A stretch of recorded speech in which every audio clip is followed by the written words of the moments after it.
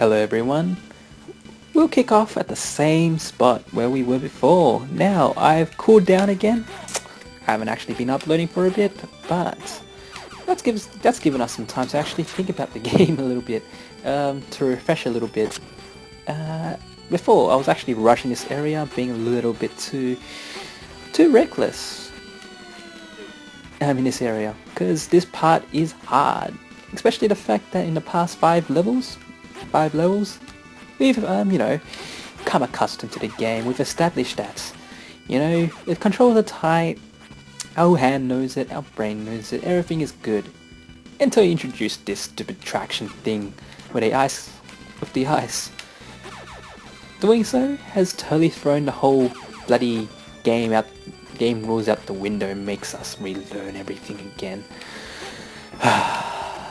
But at least now, you can see that I've become a little bit more competent at the game. I actually did some quick practice runs before, just so I don't have a video of me just fucking up all the time.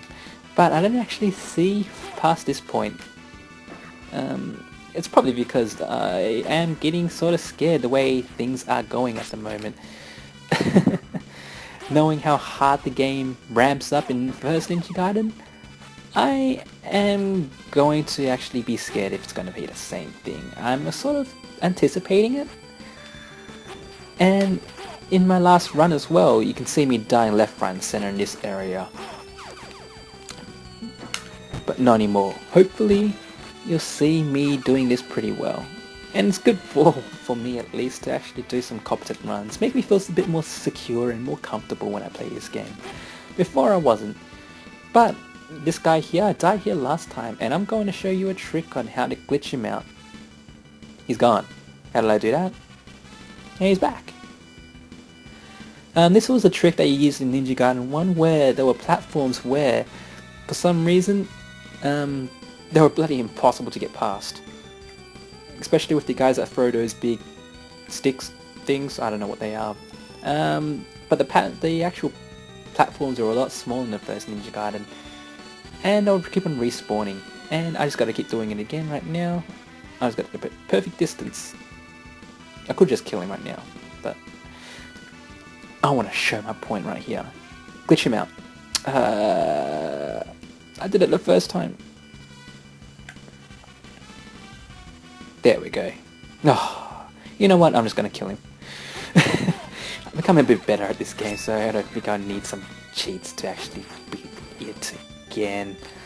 And we also have our machine gun running guy. Machine gun runner, That's not how you use a machine gun, guys, but whatever works for you, I can slice it down. And we're just gonna slide in, yeah. Now this area, I stopped around here before realizing that oh shit, the ground's making us sink down. Sort of like the sand traps in the second stage. Only problem is, this time, you can actually die if you go down too far. You can fall off, and they have holes here as well for you to obviously fall into and make a fool out of yourself. And I don't know if I explained it earlier, but these items that's been scattered around, they actually increase the, what is it? The maximum Ninpu magic that you can get. Which, if you're going through one large run without using any, passwords, you can actually rack up a lot. I think I got most of them, but I've used the password once. I think for the second video, where I lost one or two. Oh crap, the timer. Wasn't paying attention to the timer. Reckon I can do it? That's speed run. This will be a Sonic run right now. If only I got that extra life. Okay, at least we know now.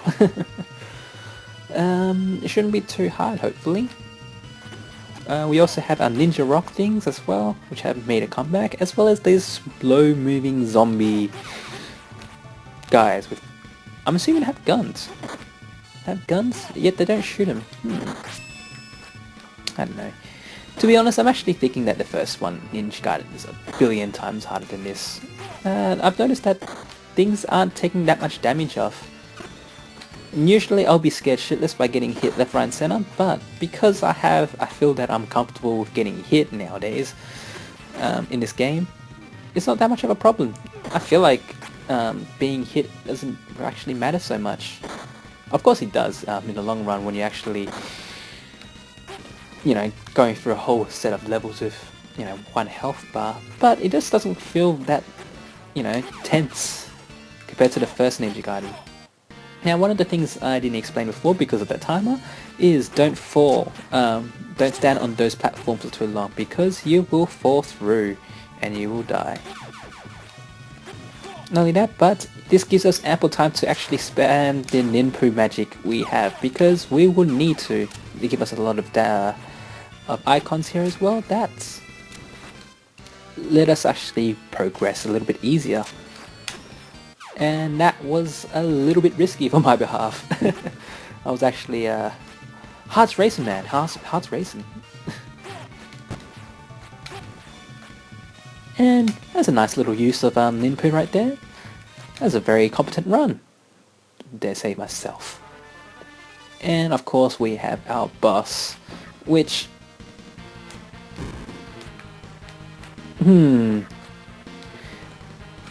The bosses are very one-dimensional in this game, aren't they?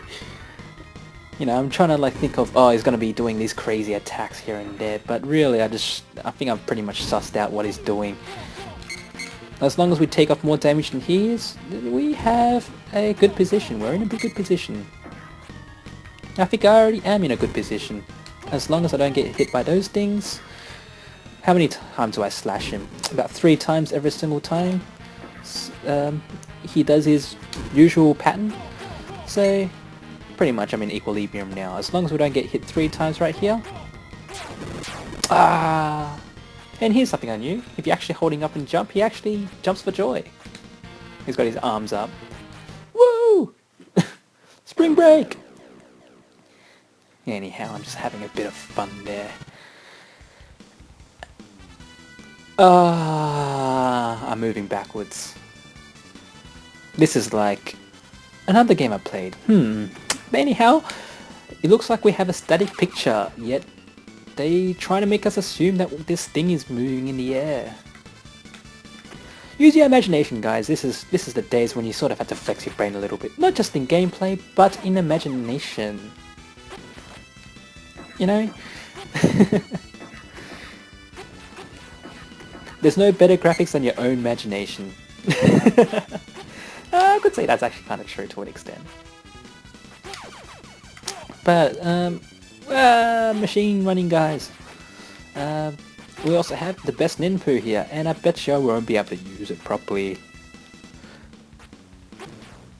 As long as we time our shots, it shouldn't... okay, oh, okay, I lost it as soon as I collected the actual second icon there.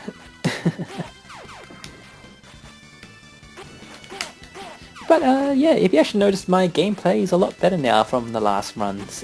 Probably because I've given a bit of a break. I started doing other things. Again, I started playing Ninja Gaiden 3 on the actual Xbox, and as disappointing as it is still disappointing. Not to say it's actually a bad game, but all its charm from the original games, it's gone. I don't know, a game doesn't have to be hard, by the way, to be good. It doesn't have to be a throwback to retro games and stuff like that, like what I like. You know, a game can be good by its own merits. But when it comes to it, it's the same thing that's, you know, that happened to, say, Metroid Other M, where you can implement these cool new gameplay mechanics here and there, but you still gotta stay faithful to its franchise which you based it off. Unless you're doing some sort of, no,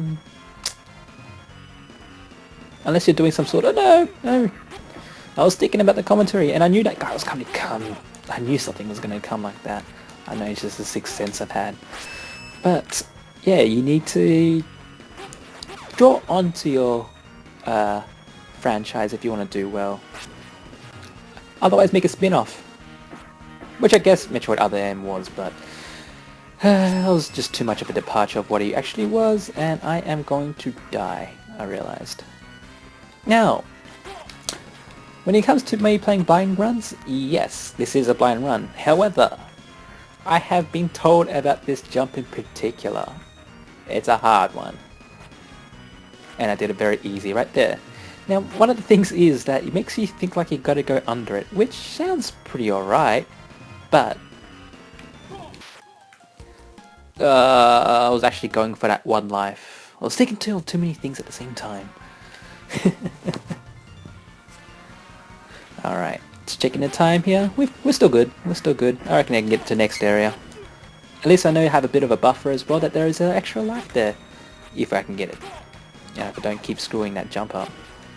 But yeah, it makes you think that you can go under the actual electrical fence thing. Thing is, don't. It's actually easier to go the hard way out, I guess. And I am going to rush it because I know I'm going to get butt raped by these guys. Now there was a hornet thing here. And there's a hornet thing going the other way, but when I think about it, let's do it. And I still get hit. I knew they placed that soldier there on purpose. Okay.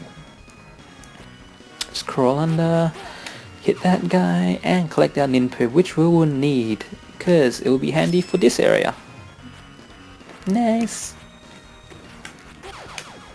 It's nice using weapons to its best abilities. And we're lucky we also have our power up there that lets us attack a little bit downwards. Okay, let's see if I can do this a second time. There we go. And the best thing is you can't wait on that other platform.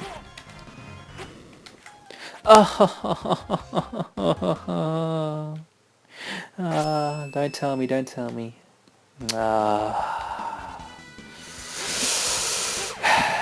Let's see if I can actually speedrun this. Nah, I can't, I shouldn't. These games, you can speedrun them, but with my experience with them, it is not probably a good idea. I might be alright at it, but I'm not that good at it. Okay. As I was saying before with Ninja Gaiden 3, things that they got rid of. Gore, do we need that? No, we don't, so that's alright. I didn't mind it. I actually liked dismembering things. I thought they added a nice little gameplay mechanic to, you know, to things. But the one thing that shut me most was the fact that you were stuck to your bread and butter knife. The Ninja Blade. Dragon Blade? Yeah, that's right. The Dragon Blade. There are no other weapons in the game. Sucks.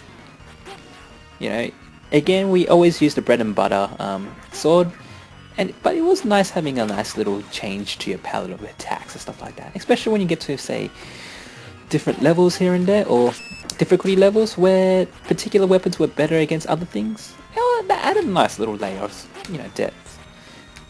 And when it came to actual gameplay as well, it made things a bit simpler, so there was no tension anymore. And everything was done by bloody cutscenes and damn quick time events. I hate quick time events with a passion. I blame Resident Evil 4, to be honest. I reckon that was the game that made everything mainstream when it comes to quick time events. That or maybe God of War, but, you know, Resi 4 came out earlier. And those were not too bad games. Like, I really enjoyed those games. I just hate them now because they're the ones who sparked the evil that was quick time events, and I can't believe didn't actually realize how low that wall could be. Okay, so we're running out of time now. So let's just rush things up a little bit. I just want to see what next area is.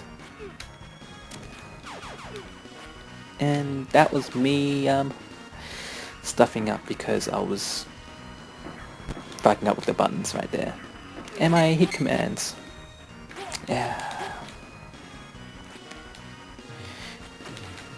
Okay, can I actually... I want to do this. Like, that's one of the things I want to do. I want to hit both these guys without getting hit. Yeah, there we go.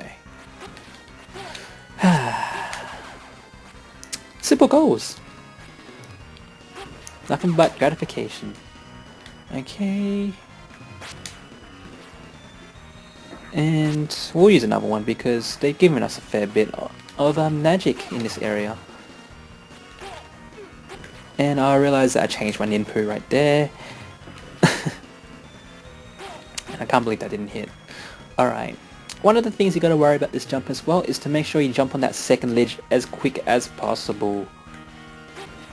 Because if you don't, you won't have enough time. Oh my god, and the running bummies are back! Anyhow guys, this is gonna be another video. Catch you next time.